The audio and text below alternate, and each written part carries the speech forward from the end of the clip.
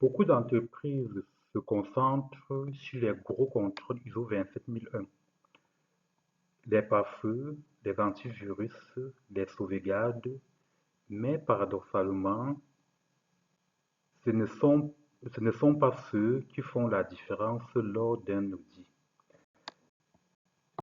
Les vraies forces d'un SMC solide, ce sont ce contrôle discret, souvent ignoré, mais coûteux pour la résilience d'une organisation. Aujourd'hui, nous allons voir ensemble 5 niveaux de contrôle ISO 27001 sous-estimés et pourquoi ils peuvent littéralement sauver notre organisation en cas d'incident majeur.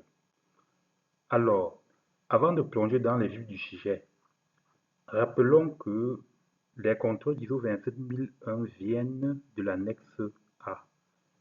L'annexe A est un catalogue de 93 mesures de sécurité issues de l'ISO 27002, organisé en 4 grands thèmes. Oui, ces grands thèmes sont le contrôle organisationnel, le contrôle humain, le contrôle physique et le contrôle technologique. Les 5 contrôles que nous allons présenter ici appartiennent à ces différentes familles et ensemble, ils forment une armure invisible que beaucoup d'entreprises négligent. Nous avons la gouvernance qui intègre la sécurité dans les dispositifs stratégiques au plus haut niveau de l'entreprise. Nous avons également la documentation qui aimerait qu'il y ait une gestion rigoureuse des informations documentées et qui est également une traçabilité. Nous avons la sensibilisation, la formation continue des employés et leurs responsabilités. Nous aurons la gestion des incidences. Enfin, on parlera de la revue technique. Enfin, on parlera de la revue technique. Alors, parlant de la gouvernance, que dit ce contrôle qui est nommé A de l'annexe A5.9, la gouvernance de sécurité? Ce contrôle dit ceci. La direction doit s'assurer que la sécurité est intégrée dans les objectifs stratégiques et pilotée au plus haut niveau de l'organisation. En clair, qu'est-ce que cela voudrait dire? Ce contrôle n'est pas un projet IT, c'est une stratégie de l'entreprise. Beaucoup d'organisations échouent parce que la cybersécurité reste un sujet technique. Mais sans gouvernance claire, aucun projet n'est suivi. Pourquoi ce contrôle est vital pour l'organisation? Tout simplement parce qu'en cas d'incident, une gouvernance solide permet une réaction coordonnée, permet une prise de décision rapide, permet une communication maîtrisée.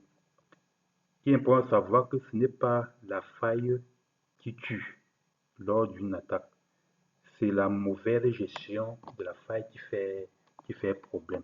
Sur ce, nous passons au contrôle l'annexe A.5.32 qui est la gestion documentaire. Que dit ce contrôle? Il dit l'organisation doit établir, approuver et diffuser et mettre à jour les informations documentées relatives à la sécurité. En clair, une politique non diffusée, c'est une politique inexistante en quelque sorte. Une politique inexistante en quelque sorte. Ce contrôle est souvent négligé et les entreprises stockent tout dans les dossiers partagés, sans gestion de version, sans validation. Pour quel résultat? Au moment de l'audit, impossible de prouver la traçabilité des documents ou leur mise à jour. Alors, pourquoi ce contrôle est vital pour l'organisation? Tout simplement parce qu'il garantit que les bonnes versions sont en circulation, que les bons documents ou les bonnes documentations sont en circulation. il prouve que la sécurité est pilotée et suivie. Et en cas de fuite, il permet de retracer les décisions prises.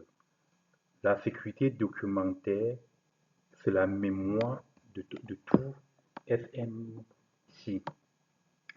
Mais la documentation seule ne suffit pas. Encore faut-il que les humains soient au cœur du dispositif. Nous passons tout de suite au facteur humain. Le contrôle annexe A6, annexe A6.3, formation continue. Que dit ce contrôle? Les employés doivent être sensibilisés et formés à leurs responsabilités en matière de sécurité. En clair, qu'est-ce que cela voudrait dire? On peut avoir des meilleurs pare-feux, enfin les meilleurs outils du monde. Si un employé clique sur un lien de phishing, tout le système va tomber. Et pourtant, ce contrôle est traité comme une formalité. En fait, une simple section de formation, peut-être par an, tous les 6 mois, est largement suffisant. Pourquoi ce contrôle est important?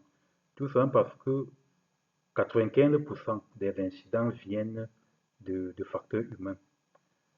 Une équipe formée devient le premier pare-feu de l'entreprise. Et, et c'est un critère clé lors de l'audit ISO 27001. Former, c'est sécuriser. Sensibiliser, c'est prévenir. Mais même les équipes les plus vigilantes ont besoin de repères en cas de crise. Nous passons tout de suite au contrôle. Nous passons tout de suite au contrôle au contrôle de l'annexe A5.29 sur le plan de gestion d'incidents de sécurité. Que dit ce contrôle? Les procédures de réponse aux incidents doivent être établies et testées régulièrement. En clair, qu'est-ce que cela voudrait dire? Il ne suffit pas de réagir, il faut savoir comment réagir. Beaucoup d'entreprises ont un plan qu'elles n'ont jamais testé. Le jour d'une attaque par ransomware, par exemple, tout le monde est en panique. Pourquoi ce contrôle est si important pour l'organisation? Tout ça parce qu'il évite des décisions dans la précipitation. Il assure une communication claire et cohérente et il réduit les impacts des attaques en quelque sorte. Une crise, en fait, c'est pas parce, il n'est pas nécessaire quand la crise est déjà là qu'on cherche à imposer les choses. Lorsque la crise est là, il y a un plan on doit exécuter le plan qui a été défini au préalable. Et pour finir, euh, parlons du contrôle que presque personne ne met en avant. C'est lui qui fait la différence entre une entreprise vulnérable et une entreprise résiliente. Il s'agit du contrôle de revue périodique technique, donc de l'annexe A8.23. Que dit ce contrôle concrètement? Les contrôles de sécurité technique doivent être revus régulièrement pour vérifier leur efficacité. En clair, installer un pare-feu, c'est bien, mais vérifier tous les 6 mois, par exemple, qui bloque encore ce qu'il faut est encore mieux. Beaucoup d'organisations mettent en place des outils, mais en fait, ne les réévaluent jamais. Résultat, des failles invisibles persistent pendant des années. Pourquoi ce contrôle est vital pour l'entreprise? Tout ça parce que les menaces évoluent tous les jours. Les configurations se dégradent et les outils vieillissent. La cybersécurité n'est pas une photo. La cybersécurité est un film d'action. Alors, que retenir de tout ça? Ces contrôles sont discrets, mais ils forment le cœur battant de tout système de management de sécurité informatique. En gros, les entreprises échouent souvent parce qu'elles se concentrent sur la conformité du visible. Mais la vraie sécurité se cache dans les petits gestes, les documents bien gérés, les formations continues et les revues régulières. ISO 27001 ne te demande pas d'être parfait. ISO 27, cette norme demande d'être cohérent, conscient et constant.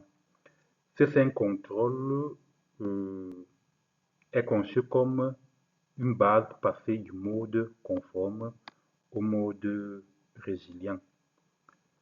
Sur ce, nous arrivons au terme de cette présentation. N'hésitez pas de vous abonner, partager, liker, surtout, dites-nous en commentaire ce que vous pensez de la norme ISO 27001. Merci.